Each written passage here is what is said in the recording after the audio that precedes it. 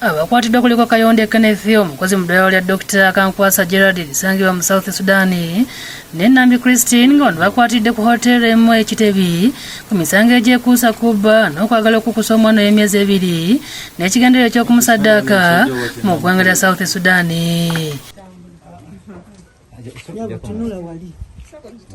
Bano obukwatibwa kiddiridde okussaawo ssente obukadde 20 era yonna asobola okubafunira omwana ali wakati w'emyezi 2 ku 3 nga abadde wakutwalibwa mu ggwanga lya South Sudan gye babadde bamwetaaga.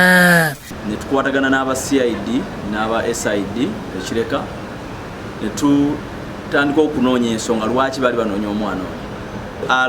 Gwe bali bawadde Ddiiru naffe n'atubuulirako ne tugenda tubasanga mu hoteli emu Kitebi nga bafunye Dokita wawano Dokita w'ekizungu ng'agezaako okukebera omwana baye description gye bali beetaaga okutwala Sudan. Omu gwe batuukirira okubafunira omwana ono yatemyako ekitongole kya poliisi nakyo kyakwatagana ekitongole kya Make a Child Smile ekirwanyisa ebikolwa eby'okusaddaaka n'okukusa abaana mu ggwanga bwe bati ne babakana n'omulimu ogw'okuzuula obutuufu bw'amawulire agabaweebwa. Then ne tubafunira omuntu eyali gwe bali bawadde Ddiiru naffe n'atubuulirako ne tugenda ne tubasanga mu hoteli emu Kitebi.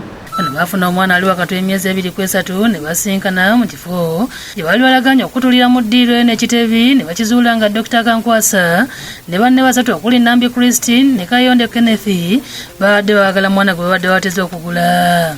Nalaba nga tekikola ye okubanga y'omu ku bawaddeyo omwana w'omuntu n'atimya ku poliisi ne poliisi n'emugamba tewali buzibu twagala okukakasa ddala waddala badde banoonya mwana n'abafunira omuntu yadde alina omwana. Indeed ne bajja ne bayingira mu Ddiiru ne sente nga bazirina weyabayinga bali wiringi okusasula omwana bamutwala. Kayonde akolera Sudan era ye omu ku baali bakoze Ddiiru okuleeta ssente basobole okuzigulamu omwana ono gwe bali bagenda ottunda. Gerard yakola gwa busawo ekyatulaga nti omulimu guno alabika badde agukoledde ebbanga. Bambega bakutte oluvannyuma lw'okukakaza ekigendererwa kyabwe nga bakebedde mu mmotoka mu babadde batambulira ekika kya Noah eri ku nnamba UBG 883F ku Sawishi UBG 107D basanzeemu ensimbi endala obukadde 64 mu emitwalo 10.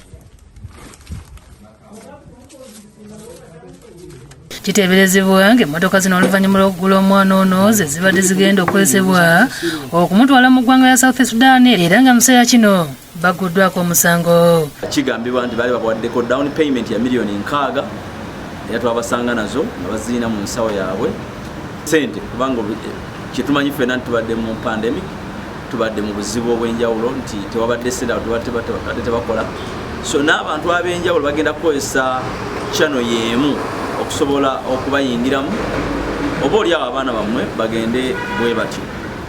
Akubiriza abazadde okufaayo ennyo ku bukuumi bw'abaana baabwe olw'ebikolwa nga bino ebyeyongedde naddala mu kiseera kino nga n'obwavu bweyongedde.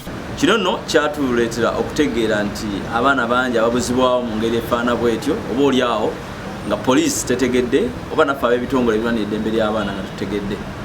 Ekyo ne tukireeta eri buli muntu yenna okubeera vigilant eri omwana wo.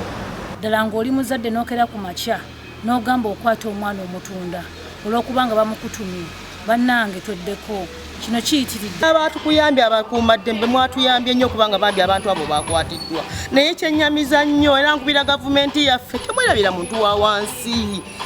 Omuntu olwaleero omuzadde netaba muzadde omwana wo okumukutwalako ne bamutta oba ne bamugula ngeri y'okugula bana ekikolwa kikyamu nnyo. Damba Taddeo yakusakidde eggulu eno ku Bukedde TV.